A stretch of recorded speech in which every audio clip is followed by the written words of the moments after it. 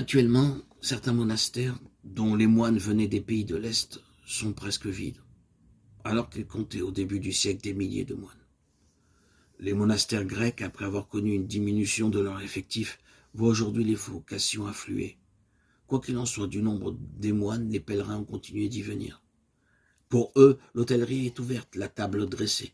Bien sûr, lorsqu'il s'agit d'un pèlerin catholique romain, l'accueil est un peu froid. Que vient-il donc chercher celui-ci? S'il est en quête de la vérité, pourquoi ne se fait-il pas orthodoxe? Mais ces réactions s'estompent bientôt au profit de l'hospitalité monastique. Certains sont partis de l'Athos en pèlerin et en sont revenus déçus. Vérité ou racontard, ils rapportent des faits que l'on retrouve tout au long de l'histoire de la vie monastique. Il n'y a pas de fumée sans feu. Nous savons que, déjà au Moyen-Âge et dans l'Antiquité, les moines n'étaient pas épargnés par les satiristes ou les moralistes chrétiens.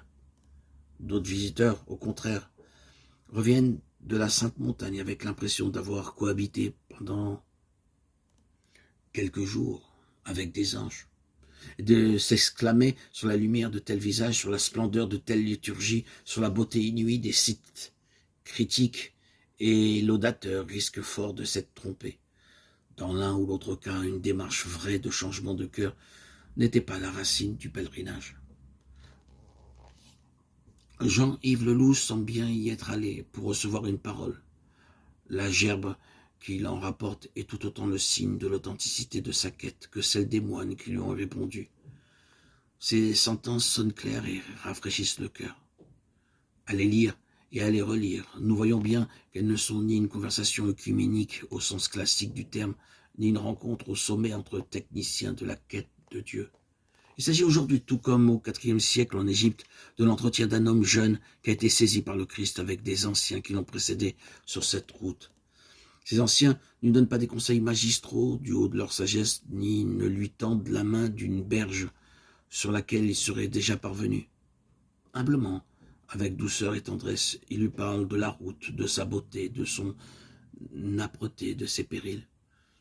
Il n'y a plus d'Orient ou d'Occident, mais un chemin sur lequel des hommes sont engagés. Ces hommes parlent de ce Jésus qui a brûlé leur cœur, et le Seigneur lui-même marche à leur côté. Il y est question de la prière, du Père spirituel, du discernement, des jeûnes et des veilles et de tant d'autres éléments de la route vers Dieu qui sont actuels depuis 2000 ans.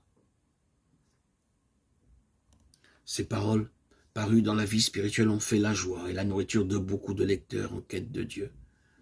C'est pourquoi nous avons eu l'idée de les rassembler dans les nombreuses audios à venir, telles quelles. Elles sont simples et modestes, mais leur goût d'eau de source ne trompe pas. Puisse-t-elle continuer à aider ceux-là, laïcs ou moines, qui veulent retourner à leur cœur et écouter l'Évangile de sorte qu'en jaillisse la vraie prière et qu'ils soient remplis de vie éternelle. Aujourd'hui, tant d'hommes et de femmes veulent s'engager dans les voies de la prière et ne savent pas à quelle porte frapper. Alors c'est parfois la découverte de chemins aberrants, de conseillers à la doctrine frelatée ou même fausse. D'autres fois, c'est la plongée dans des traditions spirituelles non chrétiennes qui peuvent aider, mais aussi dérouter celui qui veut vivre avec le Christ. Ces futurs audios que je me propose de publier sont le témoignage d'une tradition séculaire qui ne s'accommode pas de trop facile ajustement au goût du jour. Celui qui les a recueillis est un homme bien de son temps, bon connaisseur des traditions extrêmes orientales, et en même temps soucieux d'honorer à sa juste valeur l'enseignement et la pratique des spirituels chrétiens.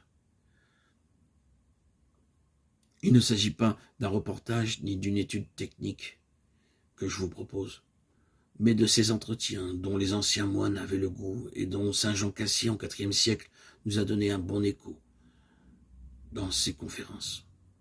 Alors, bonne écoute.